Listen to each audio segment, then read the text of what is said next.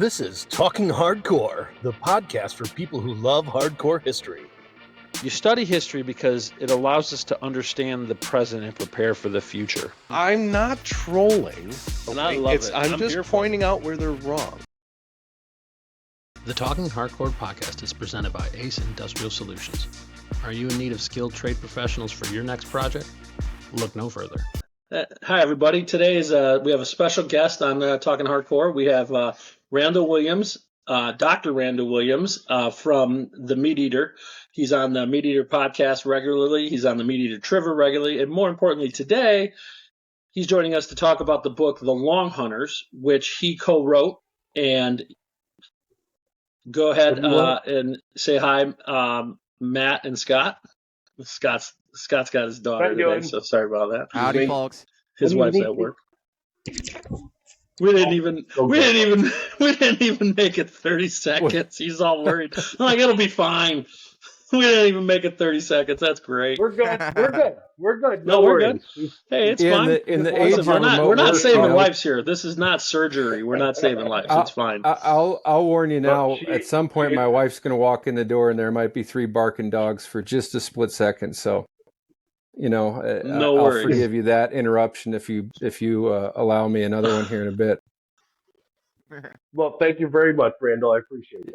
Yeah. Okay, so let's jump into it first. Doc, you have a doctorate in history? I do. Yep. Okay. I have a PhD in history from the University of Montana, and I wrapped that up in 2015. So, it's I've always been fascinated by history, and I majored in history as an undergraduate, and then came out to Missoula to study history at the university there. Well, that's great. Nice. So then you started working at MeatEater a few years ago now, right?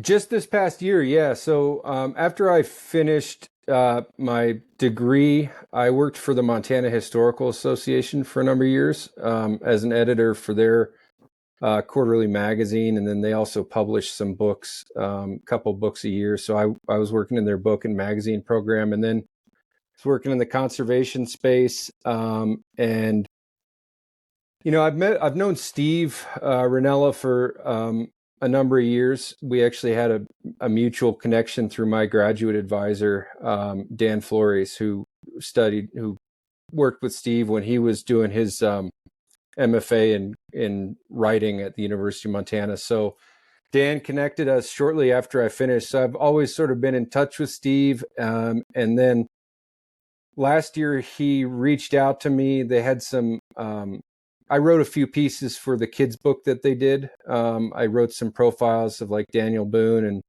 and Theodore Roosevelt for the kids book. So I was doing a little bit of freelance work for him. And then Steve reached out to me and he said, we have this opportunity to do these audiobooks, Long Hunters. And then we've got another one coming out later this year on the Mountain Men. And so he said, I don't know if this is something you'd want to do freelance or if you'd want to come on board. And I was like, sign me up. And so, it was a pretty quick decision. I think he and his wife, Katie, who runs the publishing side of things over here, I met with them, like the week before Thanksgiving last year. And then, gave my 2 weeks notice probably the following week and started January 1st. So I've really only been at MeatEater for about, 15 months or so, but we've managed to pack a lot in the past 15 months. Yeah, that's awesome. Yeah. Okay. Well, let's jump into. Sorry. Go ahead, Scott. I was going to say, let's jump into Long Hunters. Sure. Sorry, Scott's usually here live, but his wife's at work today, so we're used to being in the same room, so it's a little bit different for us. But all right, let's jump into Long Hunters. You want to give the audience a little description of it, or you want me to? I can Randall, give you the quick overview, and then maybe you can fill in with however you see fit. Sure. But yeah, the Long Hunters is the first installment in a series that we've got a second one coming out, and then we hope to make it an ongoing thing for the next 4 or 5 years. But they're original audio productions, so there's no actual physical book. So it's written as if it's meant to be read aloud and listened to. So that's, sometimes a book on tape is tough to follow. And so this is more written conversationally, and it's narrated by Steve Rinella and Clay Newcomb, who are both, students of the past in their own right, and hunting personalities. And this is essentially the story of a generation of frontiersmen who, in the 1760s, early 1770s, essentially between the French and Indian War and the American Revolution, went out beyond the Appalachian Mountains into what we call the First Far West, which is present-day Kentucky, Tennessee, sort of the Ohio River country and Cumberland River country, to hunt deer, white-tailed deer, for their skins, which were in high demand as a source of leather, primarily for export to Great Britain. So it's a sort of a mysterious story in that they didn't leave a whole lot of records behind for us to follow. But fortunately for us, the best known of them is one of the more well-known faces from this entire period, and that's Daniel Boone. So Boone was among this sort of cohort of long hunters, and we famously think of Boone as an explorer who found the Cumberland Gap. I'm using the air quotes here. He discovered the Cumberland Gap and sort of started the westward march, and that's sort of the traditional view of Boone. But Boone was a market hunter who predominantly made his living by trapping fur bears like beaver and muskrat and raccoons and things like that, and hunting white-tailed deer for their skins. So in this story, we wanted to not only explain the world that these men lived in and sort of why they did what they did, but we wanted to approach this story from the perspective of a contemporary hunter or someone who's interested in the outdoors. So there's certain things that if you approach a particular story with go ahead, George. No, that's not what I was doing. I was moving the mic. No, you're doing great. Oh, keep sure. going. I thought I thought I was going on. So I mean, certainly, like there's stories where if you bring a particular lens to it, you see it in a whole new light. And so, if you're a hunter and you read about Daniel Boone, you want to know, like, how accurate were these guys really at shooting their black powder rifles? What were they What were they actually doing when they shot a deer? How did they skin it? How did they preserve those skins? What did they do with the meat? What sort of shelters did they sleep in? What was sort of the woodcraft of the time? And how did they learn how to do all this stuff? I think, I don't know if you guys are hunters or if you spend much time hunting and fishing, but, I think for me, there's always been a fascination with like a previous generation. We've got all this nice gear today, and you think like, oh, 2 generations ago, they're wearing, blue jeans and cotton, and they don't have a telescopic rifle scope, and so to go even further back, back into the colonial era, essentially, raises all sorts of questions for you, like how do they find their way around? How do they stay alive? And then, as we all know, like, once you get an animal on the ground, taking care of meat and hide and skin and whatever else you're salvaging from that animal, that's of primary importance. So these are things that, like, your traditional historian isn't all that interested in. And so when they read through what sources are available, they're interested in a different set of questions. But we sort of approached what material there is, what source material there is, with an eye towards like what would catch the attention or intrigue today's outdoors person. And I found that really interesting about long hunters.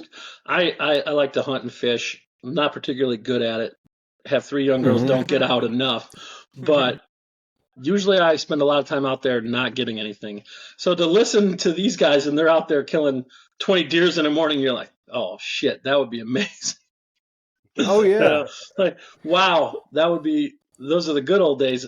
Yeah. Yeah, I mean those were the best old days. From a hunting and Except fishing for perspective, you get whacked by an Indian, right? Like that's the drawback is the safety issue, which one of the reasons we wanted to talk to you now is because we're doing a series, a run of content that's a lot about Native Americans. And when I was reading your book, that's a lot of what stuck out to me, or when I was listening to it, sorry. A lot of what stuck out to me was the conflict with the Native Americans over resources, over rifles, over whose territory it was, and then also, even more importantly, what they learned from them. You know, that the start of your book, how you jump into that, I found really interesting. Yeah, Well, and I think that makes sense to me, because who are you gonna? I think there's a little of a delay. Sorry. Sure. Yeah. No. I think. Go ahead. I think that's one of the questions. I think one of the things when people think about hunting is they think, oh yeah, back in the, nowadays few people hunt. If you go back a generation, more people hunted. If you go back another generation, even more people hunted. And there's sort of this, there's this tendency to just think of it as something that is always, participation has always gone downhill. But, and so obviously the first Euro Americans, or like the founding father generation, of course they were all hunters. But when you consider it in context, they're all coming from Europe, where hunting is regulated quite severely, and the privilege of a very few. And so especially the socioeconomic classes that a lot of these New World migrants are coming from, they don't have these long family traditions of hunting. And so a lot of what they learn, they also, I mean, especially you consider that they don't have a tradition of hunting in this particular environment with this particular, suite of wildlife. So of course, when they arrive there, and especially when they're on the western periphery of European, the European colonies, they're interacting with native people, and who better to learn from than these people who have this, sort of unimaginably ancient connection to the landscape, and they have this very intimate knowledge of white-tailed deer, which is their sort of objective primary concern for the long hunters. But all, what plants you can use, how you can find your way around a particular watershed. Like they're picking up all kinds of cues from native people simply because that's all new knowledge and experience to them. Yeah, how to make moccasins, stuff like that. And I think that's one thing that we tried to highlight in the book. Oh, sorry, Matt, you got a question? Oh, you're fine. Yeah, I just wanted to just say thank you. This is an amazing read. I'm up here in the Pacific Northwest in Washington State, and a lot of these stories of outdoorsmanship just really made me feel at home. These guys know I'm not a hunter myself, but I love the great outdoors, and you don't have to, be out there for hunting to appreciate that kind of thing. I just wanted to just lay out the 4 things that really stood out to me, and maybe we could just elaborate on those as we go along. Absolutely. Sure. One was the independence of these intrepid frontiersmen, and I have a lot to say about that. There's a lot of cool stuff to say about that. The particulars of their firearms, the interactions that they had with the Indians, both peaceful and violent, but also the price these men paid with their families, both at home and in the field. Yeah. Right. Yeah. It's interesting you I thought mentioned those are great 4 things. Yeah, it's interesting you mentioned the Go families. ahead. I think, we don't, unfortunately, we don't know all that much about them. There's probably the one woman you might guess who we could sort of speak to the most as to her experiences was Daniel Boone's wife. And she Yeah. is always sort of presented as this sort of stoic, resolute figure who allows him to she's holding down the home front while he's gone for in some Sure. cases more than a year, and you just have to imagine that was the case for so many of these families, and they're coming from a very sort of close-knit community, leaving their wife and kids behind and traveling with relatives. Often their father-in-law, brother-in-law. A lot of these families are intermarrying. Mm-hmm. And so there are all sorts of layers to the interpersonal side of things in this story, and children as well. It's Forgive just me like if I'm go ahead. Yeah. And that's what I wanted to get to is children in the field with the dads or at home. But there's a couple really bad stories about bringing your kids long hunting with you, right? And I without being too salacious about it, I think we should definitely reference Daniel Boone's son who was attacked by Indians. Very sad story. But also, forgive me if I'm disparaging the reputation of a fine woman, but was it not Boone's wife? Am I remembering correctly? Yeah. Somebody's wife. He came back from a hunt after like a year, and she was like, "Here's your new kid," and he's like, "I don't know." No, that's Yeah, exactly that's tough, right. man. That's exactly right. That's tough. And that's the story, and according to lore, he raised the kid as if it was his own, and there was sort of there was an understanding because he that thought it this was is by his brother, but at the same time, yeah, you're just gonna be like, okay, honey, that's Yeah, if you're going to be gone different 2 times. years. Yeah. and it's Right. and there's another story about Boone that isn't in the Long Hunter book, but it's in most biographies of Boone, and it's essentially that he's back in North Carolina, and another sort of farmer hunter in the area is gone from home, and this guy's wife doesn't, she's running low on food or something like that, and so Boone brings her a deer to eat, and brings her some meat, and Boone's at home one day, and this guy shows up, and he goes, "What are you doing checking on my wife?"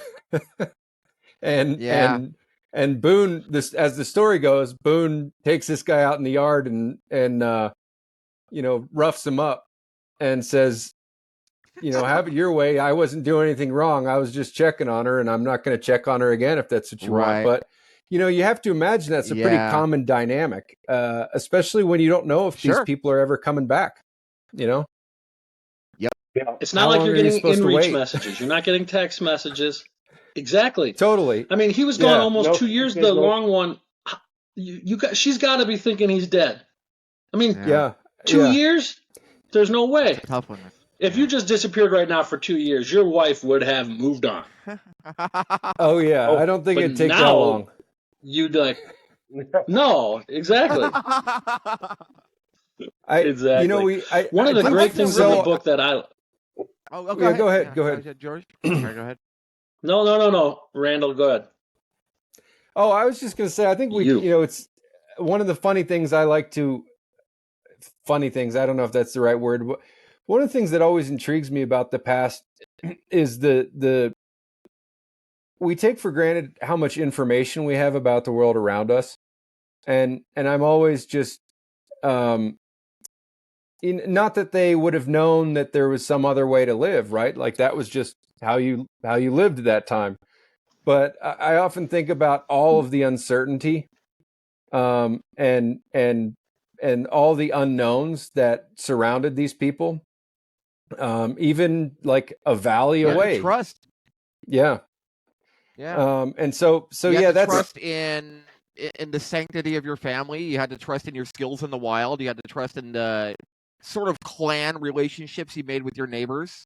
Yep. It was an invisible civilization, really. That's what held it together.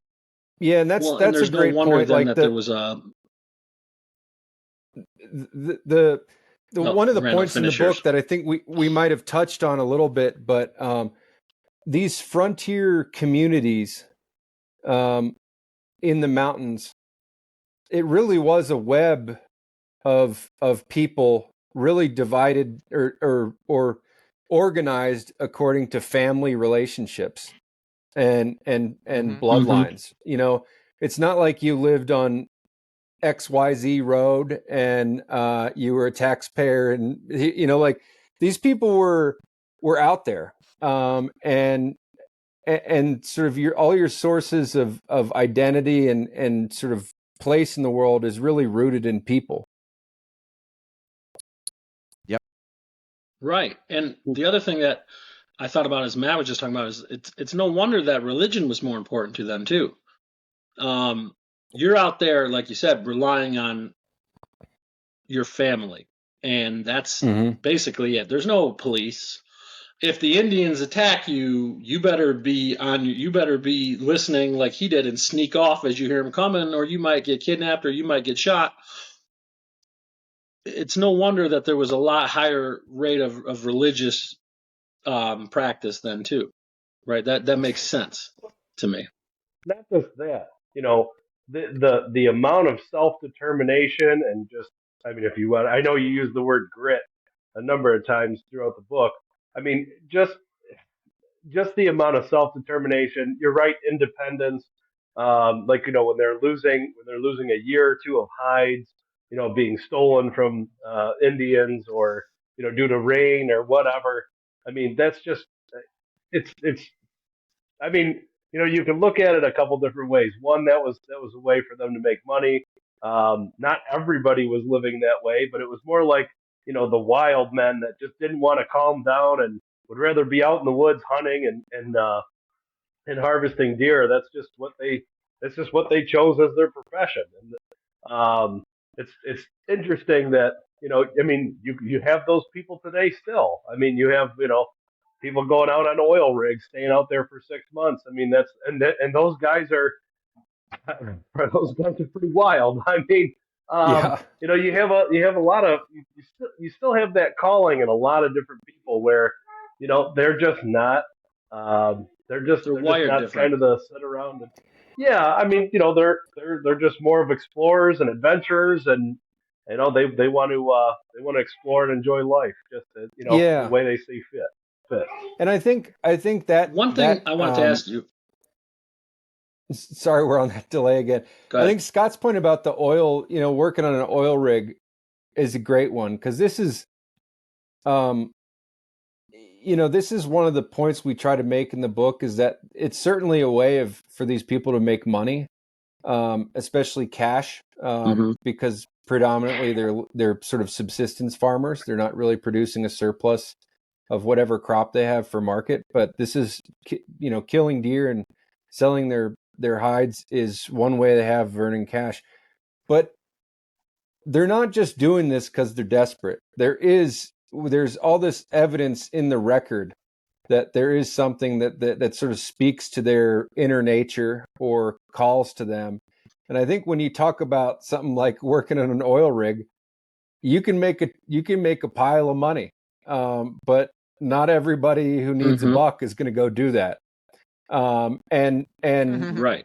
And a lot of the guys that I know that had done work like that, I knew a lot of. I was working up in Alaska for a period of time, and knew a lot of guys who worked on the North Slope, and they're a wild bunch, and it wasn't. If McDonald's had offered them, $1 more an hour to flip burgers, they probably wouldn't have made the rational economic decision to go flip burgers. They would have said, yeah, but that's not working on the slope. That's not working on the rig. So Yeah. it's something I think we need to recognize about people in the past, is that they have all sorts of different motivations for doing what they're doing. And there's like a complexity of factors that explain their behavior. and it's not like, and I wouldn't say that maybe they didn't have the most education, but educations are all different, right? So Hmm. you have a college education, but honestly, if you threw if I went out into the woods and you said, okay, here's your Jaeger and some lead. Go live off the land for a year and come back with a bunch of buckskins. I guarantee you, I'd be dead probably in a month. Maybe not even that long. Yep. Right. Yeah, for sure. One thing, one thing that I think Matt had mentioned that I think we should talk about too is the Kentucky rifle, which Scott just kind of Yep. mentioned Hmm. there. I love how you guys got into the history of that. I did not know. Yeah. I like firearms. Okay, Hmm. I like them, Yeah. but I Sure. didn't know everything that you told us about the Kentucky the long gun. So, can you want to talk about that a little bit? Yeah. I mean, I think that's one of the maybe the most visible legacies that this era left behind, and it's not not specific to the long hunters, but they were guys like Daniel Boone were the ones who sort of gave it this iconic status, the Kentucky long rifle, and essentially Mm-hmm. what you have is, and this explains why these people are living in Western Virginia and Western North Carolina. There's a big migration in the first half of the 18th century, so in the early 1700s. There's a big migration sort of south and southwest from Pennsylvania. If you can imagine migration from Europe sort of filling in along the coasts, and all of a sudden towns are getting built Mm-hmm. up, and there's a little spillover and ripple over, and people keep moving further and further west.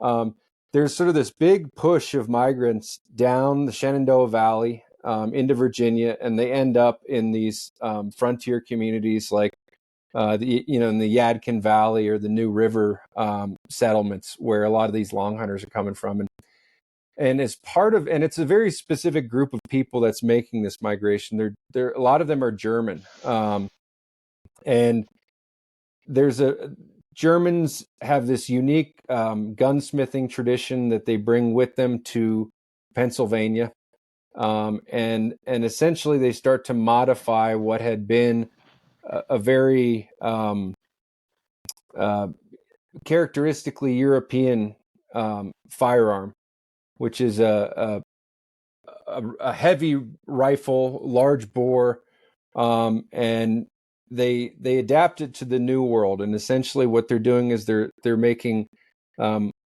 longer barrels, smaller bore, and it's a very streamlined stock. You can picture sort of the old Kentucky rifle, and it's not a smooth bore. It has a rifled bore, so it's a cut rifled bore, and this becomes sort of they're essentially like, there's like a feedback loop of hunters in this area telling gunsmiths what they want in a rifle, and they these are all handmade. They're all, every part, with few exceptions, is handmade, and so they're really very unique rifles, each one. And um, over time, they all start to resemble the same thing, which is that long muzzle loading rifle that we now associate with Daniel Boone. It's a flintlock, so it essentially has a spring loaded, what you think of as a vise holding a flint, that hits on steel, showers sparks into a pan, ignites the gunpowder in the pan, flashes through the hole, lights the main charge, and then shoots a round ball down this long rifled bore. And they're notable for a few things. One is compared to the smooth bore of the day, it's a phenomenally accurate weapon. It's obviously harder to produce than a smooth bore, which is why the smooth bore remains, like through the Revolution, we think of the British regulars as having smooth bore muskets, and the American, especially when you're talking about like the more guerrilla style combatants on the American side, they're carrying rifles that they can use to great effect. So the smaller bore is interesting in the context of the long hunters, because one of the things that allows you to do as someone who's traveling great distances in the wilderness is to carry more lead. They're casting all of these round balls individually themselves with a mold that they'd take with them, and they'd have a big bar of lead and they'd melt it down. So if you can imagine the sort of volume of lead it takes to make a sphere of one size, when you're using a round ball, you might get 60 shots to the pound instead of 40 shots to the pound of lead. And so when you're trying to shoot a bunch of deer and all you have is what you or your stock can carry, it's very advantageous to be shooting a tighter bore. Right. Yep, and thank you for that, Randall. That was one question I was going to ask you. I didn't know when I was listening to long hunters and as you just mentioned, I didn't know if the redcoats were using rifled weapons or smoothbore weapons, and I was going to ask you but you already answered the question. Yeah, so, no, it's interesting to know that. Yeah, sure. Yeah, Matt. Yeah, that's the firearms was something that really stuck out to me, and I'm glad we're discussing it. So what stuck out to me there? Well, first of all, in the book, it's an excellent description of a flintlock firearm. That they were using rifled barrels, not smoothbore, pellet, or slug firearms.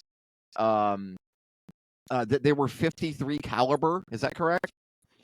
Yeah, they somewhere in the range of like 50 to 40s, and it varied. It's Okay. like they're all.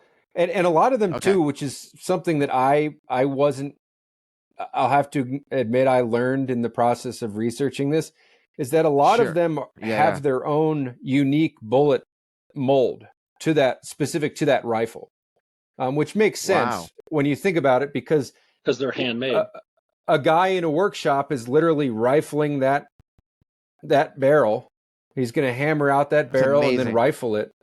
And so it's not like I can say to my buddy, hey, I've got a 30-06. Do you have any 30-06 shells? And he hands you something and you can trust that this is a standardized, certified, SAMI spec cartridge. It's all, they don't have micrometers out there. So you're sort of trusting that your mold is, or if it's underbore, then you might have to patch it more heavily to get that seal that you want. Sure. That's interesting because when you were talking when in the book when they were talking about Native Americans confiscating or stealing the Kentucky rifles, could you imagine they don't have the ball press that's specifically made for that rifle?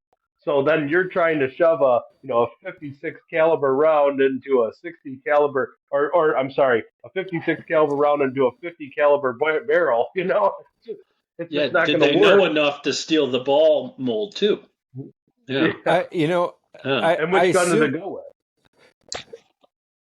Yeah, I assume that they did. And the other interesting part is that the firearms that they had, that they would get in trade for deer skins or beaver furs or whatever else, are these cheap mass-produced trade guns they're just called trade guns because it's like mass manufactured thing that they're bringing over in great volumes. The Europeans are bringing over in great volumes to exchange with tribes for what they actually want. So these are like very loose tolerances, not works of fine craftsmanship, but smooth bores that they're just pouring out of factories. So that's why when they encounter, if they were to encounter a Shawnee hunter or a Cherokee hunter who had a trade gun, that Kentucky long rifle, they recognized the value of a Kentucky rifle versus their own trade guns, which were more readily accessible to them. Yeah, Matt? Yeah, go ahead, Matt. So 3 more things about the firearm stuck out to me. One was that they learned how to tighten the rifling pattern to increase spin and increase accuracy, which was really cool. 2 was the way that the barrels were manufactured by hammering rods of steel, which is just incredible to me. And 3 was something that came up during the course of this conversation. So something Clay talks about, and these may be your words that he's reading, but he talks about people's connection to place. That really speaks to me. Where I live, we have generations of farmers out here. We have roads named after the families who live on them. I mean, but when you're talking about the Kentucky rifle and its suited purpose, this was really a firearm developed not just by people who would adapt it to a place, a firearm adapted to a place for a specific purpose to be used in a certain environment.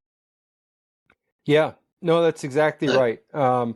This is a case of, and I don't know if this is said in the audio or not, but you know, a lot of the story is about sort of families adapting to what they'd call the new world environment and adapting to the realities of living on the frontier of Western Virginia or Western North Carolina.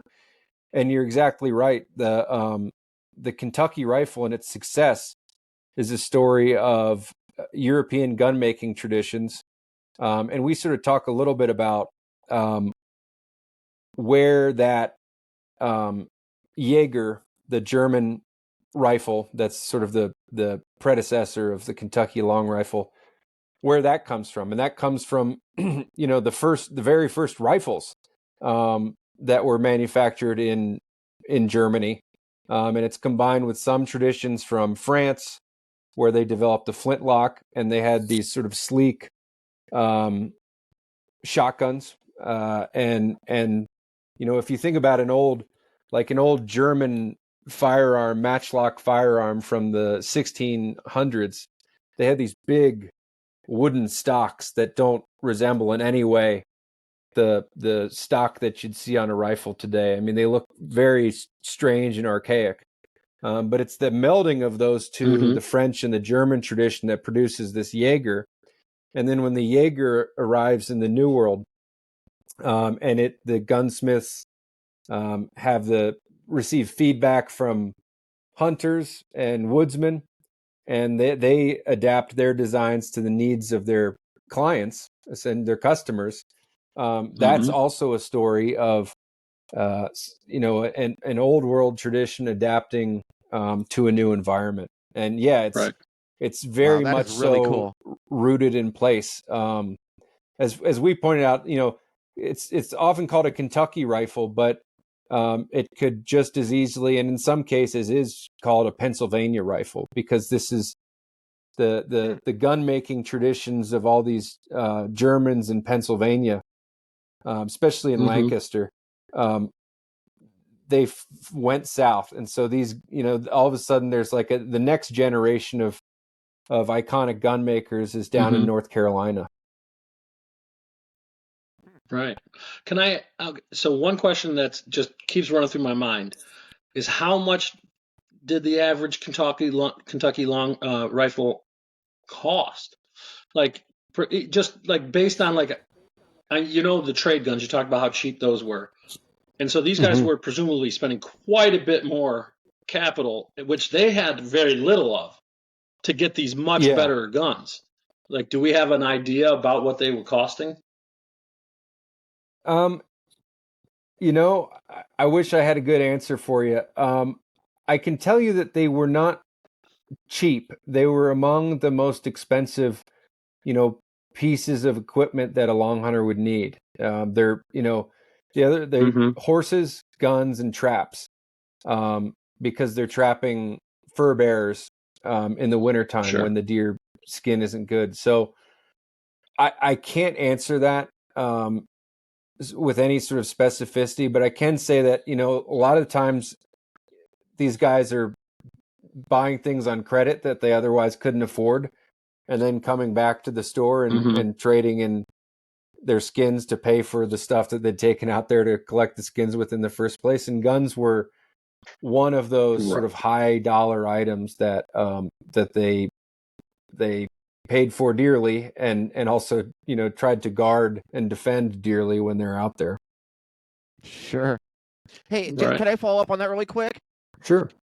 So in the book, they do mention Phil Glass, the guy from the story of the Revenant, the guy who got mauled by the grizzly and then left for dead by his comrades.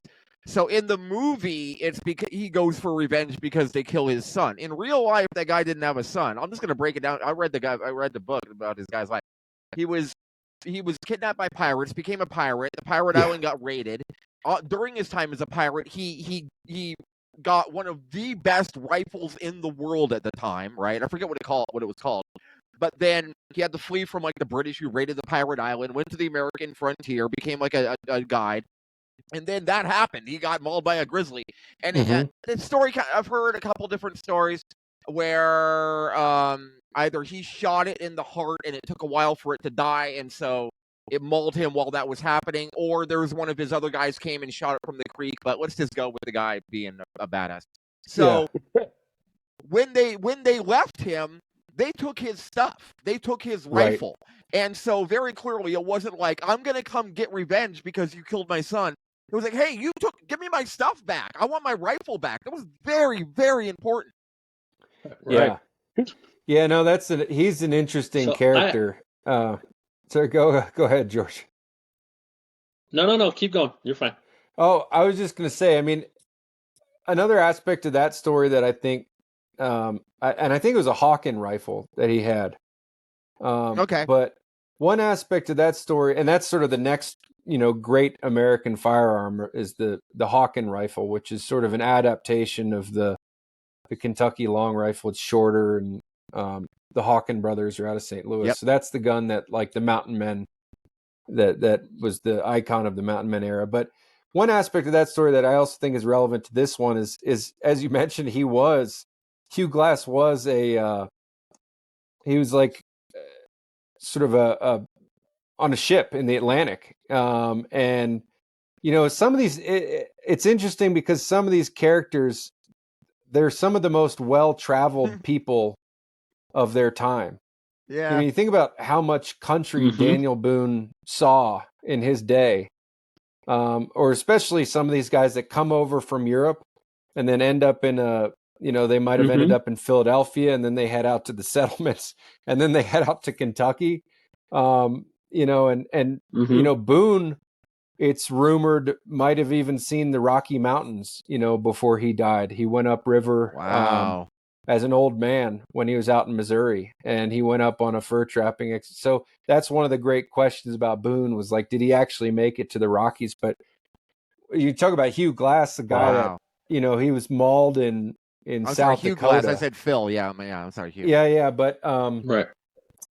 I mean, it's really unbelievable the distance that some of these guys are traveling for back then, especially. Yeah. Like some of the early, I think we mentioned that one of the early expeditions of long hunters, they actually go out, they build some canoes, they go down to St. Louis, they go down to New Orleans, down the Mississippi all the way to New Orleans, sell some of their stuff, and then head back to North Carolina. I mean, wow, it's inconceivable. It's crazy. Well, it's crazy because you'd think like most of civilization, let's say civilization, most of civilization was within, would you agree, maybe 200 miles off the eastern seaboard? Or maybe a little further if you're talking about Pennsylvania. But I mean, you're not talking about a great distance where all of a sudden you go from civilization to, you know, kind of like a more rural area to like just straight wilderness. You know, you think 1776 in the colonies, and then all of a sudden Daniel Boone's in Kentucky. I mean, that's easily 300-400 miles. Yeah, and then in New Orleans, which is like 600-700 miles away. It's just nuts. The only way to travel that is by horse. Yeah, and there's a sharp. I think you're absolutely right. There's a real sharp distinction between communities along the eastern seaboard and even 50 miles inland. There's very distinct. Yeah. Everything you read about this period is, and it makes sense. sort of intuitively, but there's very distinct cultures and ways of living between coastal colonists and backwoods colonists. And the long hunters are very distinctly from this backwoods culture. Now, would you almost categorize it as coastal, backwoods, and then frontier? Or would you just say it's coastal and backwoods? I would probably call it coastal and backwoods. I think you can sort of draw. There's these distinctions of like, you could say there's these coastal colonial communities, and then you have the backwoods sort of frontier communities, and then this big territory to the west that these long hunters, they're not staying there. They're going in and extracting resources and then taking them back to where they live. And this is sort of just a contested ground. The first Far West, as we kind of highlight, it's sort of in a period of flux in the middle of the 1700s, because it's been depopulated by war and disease between tribes that's fueled by the fur trade and early contact with European colonists, and so a lot of these communities sort of splinter and head off and take the Shawnee especially. They become a diaspora and they live with all these other communities, and then as towns on the eastern seaboard are getting bigger and bigger, the governors of those colonies are under increasing pressure to push out native people and take more land. And so these people that have sort of been, splintered off and fractured from their traditional homeland along the Ohio River, the Shawnee especially, in the 1730s and 1740s, they start going back into the Ohio River country. And so, a lot of the quote unquote action in the book is taking place in, I wouldn't call it a no man's land, but it's a part of the continent that the power dynamics there are very fluid during this period. And it's sort of the Shawnee recognized it as well. They start seeing long hunters coming in and taking their resources, and they see it for what it is. They're thinking that the clock is ticking here, and wow, that all boils to a head in the 1770s. Once, especially as there are increased efforts to create permanent communities across the Appalachian Mountains. So that's actually when Boone's son is killed in 1773. Right. He's part of a group of settlers that Boone is going to lead into Kentucky to create a new settlement out there. What a terrible story that was, Yeah. It's haunting. Both hips shattered. He finds the grave and then Yeah. disinters his own son. That is. It's like Shakespeare. I mean, that is just. It really is, man. Yeah. That's a great way to look at it. So it's like Shakespeare, a Greek tragedy. Yeah. Just in the context of the tribes, now that we're getting into that kind of reminded me of something. One, playing off the firearms thing, was that the introduction of firearms into tribal warfare obviously greatly exacerbated intertribal warfare, the deadliness of it, and that kind of actually helped clear the way for settlers. Another was that in the context of how much land these men saw in their travels, maybe that could be measured by the different tribes that they encountered. And I remember, too, the Cherokee and the Shawnee, and were they close to each other? The Cherokee historically were sort of south of the Shawnee, and so the Shawnee. Okay. When you think about the fur trade and the deerskin trade, there's this hub of activity around the Great Lakes, and we can think of like the Iroquois and those are some of the power players there. The Shawnee historically are along the Ohio River. And this is speaking in generalities that are probably, Sure. someone who knows more about it would point out that this is all very fluid as time goes on. But then the Cherokee are sort of the northernmost of what we'd think of as the southeastern tribes that were trading very heavily in deerskins with British traders out of South Carolina. So there's the Cherokee, the Choctaw, the Chickasaw, and so the Shawnee and Cherokee sort of borderland. You could think of them as sort of borderland communities in a way, and they both have historic ties to this ground between the Ohio and the Cumberland rivers.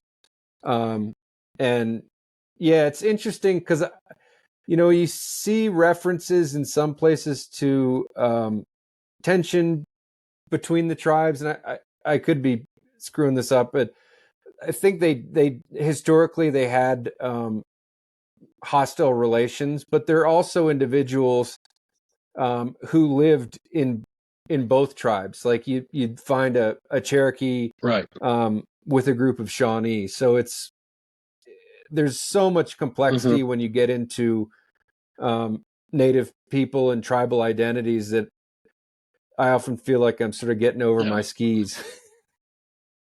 Right. Trying to, especially It's when not an easy thing to wrap your brain around. Yeah, and when the only sources we have frequently are white travelers who don't have deep relationships with these people, who probably aren't all that certain themselves of who they're running into. Right. A lot of times we mentioned in the book, a lot of times when you're reading these stories, it just say, "Oh, I saw that." All of a sudden, quote, an Indian appeared, and that's sort of all we know about that individual. So we can only kind of guess at who they really were. Sure. All right, Doc, I want to be respectful of your time, but I've got one question that is kind of funny that popped into my head while I was listening to the book, okay? Now, you guys get into how they prepared the meat, right? And how they would prepare the bear and venison. And Clay read that section about the drying the meat. And I wondered if you thought it was because Steve would laugh if he had to read the line about jerking the meat. I figured Steve would probably not be able to deliver that line as well as Clay. Yeah. He's I don't know that was a conscious decision, but I think you might be onto something there. I think they're two very different guys. And I think that would occur to Steve, and it might not occur to Clay. Exactly. Clay doesn't even swear. Like they're different guys, and I could see where very different. He would have a better time shoving down that impulse to make a joke or a laugh. And Steve's more like us. He'd probably be cracking up. Like if I had to read that line, I'd be dying. Yeah. Well, it is funny because they're such very different personalities and cut from very different cloths, but they are such good friends, and they have such a fun dynamic and energy between them. I think it's interesting because the audio is read by both of them, and they sort of hand it off to one another, which is unusual for like an audio book of this length. Frequently it's just one narrator, but they each kind of add their own flair and color to it, and of course Clay's accent and dialect adds a little bit of southern charm to the whole thing. But it's a lot of fun working with both of them because they're both very intelligent, well-read guys, and they both are so passionate about this stuff. But like you said, they're also very different people. I really liked that part about the book, especially that you had the two different guys reading it, because one, you have access to those two guys, right, who make a living out of talking, okay, and being narrators almost in these podcasts. And to me, I thought the book was more enjoyable because it did switch, so it didn't get too monotonous or anything like that. Because when an audiobook, you're listening when you're driving and things like that. So sometimes I find myself having to back it up when I'm listening to an audiobook because I kind of just got. But when you change the narrator like that, it kind of keeps you engaged a little more. And I thought that was a good idea. Yeah, and that's something that we kind of just, to be perfectly honest, we didn't have a blueprint for this project. We sort of knew the subject, and we knew it was going to be Clay and Steve, and we sort of knew roughly how long we wanted it to be. And over time, I thought we sort of came to recognize that as well. It's like when you hand it off, it's almost like a bullet point and an outline or something like that. It sort of punctuates one thought or idea, and then sort of flags to your ear that if you've been drifting away, like pay attention because we're about to take you in another direction. So it was just as like a creative project. It was fun to work with two narrators, and it added a layer to it that I think helps the project in the long run. Definitely. And I'm excited to see where it goes now, because I think more people are going to do this model that you did, which is straight to audio. I think it allows you to put out more content faster without having to do all the work of the book, writing the actual book as much. I know it was still a lot of work. I'm not trying to discount that, but it's got to be a little bit less work than to publish an actual, written book. And I like that model. I think it's you're exactly it allows more right. creativity. And it is different because you write something that's meant to be read, and then you read it aloud, and you're thinking nobody would talk like that. So it was sort of an interesting exercise in writing it as a script, but it is the book. Making a book is a huge ordeal that takes a lot of time. And it's also very expensive. It's also very expensive to produce a hardcover book, so your margins are all thinner, and like it takes a lot of convincing to, like it's the using the audio format allows us to be kind of bold and experiment a little bit. And, there's a lot of freedom in that because the overhead's less. And so the overhead's less, and you can just do things with the book with the audio that maybe wouldn't work in a book, like the little asides from Steve, or like the little inside jokes here and there, things like that, and I don't know, this is obviously like a huge learning experience for all of us, but we're really happy with it in the long run, and we're looking forward to rolling it back, and we're kind of already underway on volume 2, but we have a vision for 6 or more of these, and take it in all sorts of different directions. Apologies, I'm trying to dodge the sun, and the sun is coming through my window now, so I apologize for the strange lighting that's been no worries moving on me here. I understand, and we got to be respectful of your time. I really appreciate you joining us, and I look forward to the Mountain Men episode of your audiobook series. That's going to be awesome. I know Steve talks about that all the time on the MeatEater podcast. Yeah, that's going to be a lot of fun. He's excited.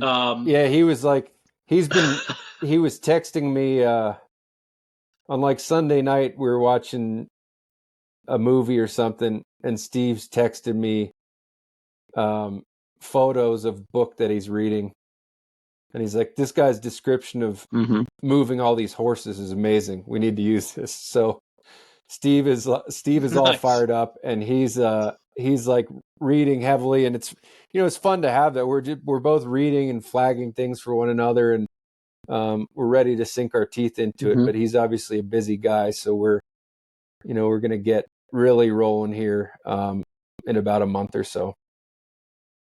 Right. But Well, look for that. I think that's probably going to be like a November, December release. So it'll be out in the next. It's quick turnaround. Yeah. That's great. Yeah. And we'd love to have you back on before the book comes out this time to get everybody ready for it. That'd be awesome. Sure. You know, Yeah, that'd be great. because we love this kind of history stuff, and we go through, you know, a lot of what we talk about is Dan Carlin history podcast episodes, and we also like to branch out into other audiobooks and podcasts. And actually, we're going to probably be doing a podcast about Clay's Davy Crockett series sometime soon too, because that was nice. that was awesome. Yeah. On the Bear Grease podcast. Yeah, I mean, that was so think, good. I think Clay's like his research-based multi-part podcast, like the Crockett one, he did one on Boone. That was something that he's really got a talent for storytelling. And so when we set out on this, I was thinking if I need a model to follow, I'll turn on a Bear Grease and get inspired, because he does a really phenomenal job with that podcast. Heck yeah. I love Bear Grease, and I actually got Matt to listen to it, and he loves it now too. So I love the Crockett series. I love the Mississippi River series. Yeah, that one was Red really Fern cool. grows. Oh my God, man! That blew, I couldn't. Yeah, that was the best. Yep. Yeah. It's good stuff. All right, thanks. It is. So, okay, we'll put a link in the description to the Long Hunters audiobook. And again, check out Dr. Randall Williams on the MeatEater podcast. Every Wednesday, the trivia episodes come out. And I say, if you want to get to know Dr. Randall Williams a little more, listen to the trivia episodes. He seems to be the one that cares the most. Maybe Brody, but I think it might be you, Randall. And I always root for you because Brody kind of seems like he needs to get taken down a peg or two, and yeah, so I root for feel. you. I'm trying to convince like, everybody. Who wants to root for the Yankees? You know, right? Yeah. Well, it's like Steve and Brody are Boston and New York. It's like, no, you don't want to root for that. Screw those guys. Like, you want those guys to lose. They already have all the wins. They don't need more. It's the highlight. You know? It's the highlight of my my current career. Is just playing trivia. Nice. I love it. Just playing trivia that for no, I mean, you don't get anything extra if you win or any of that. Just you can look at Brody and say, "I beat you, old man," and it doesn't happen enough. That's it. I love it. All right. Yeah, it's great. All right, thanks for joining us.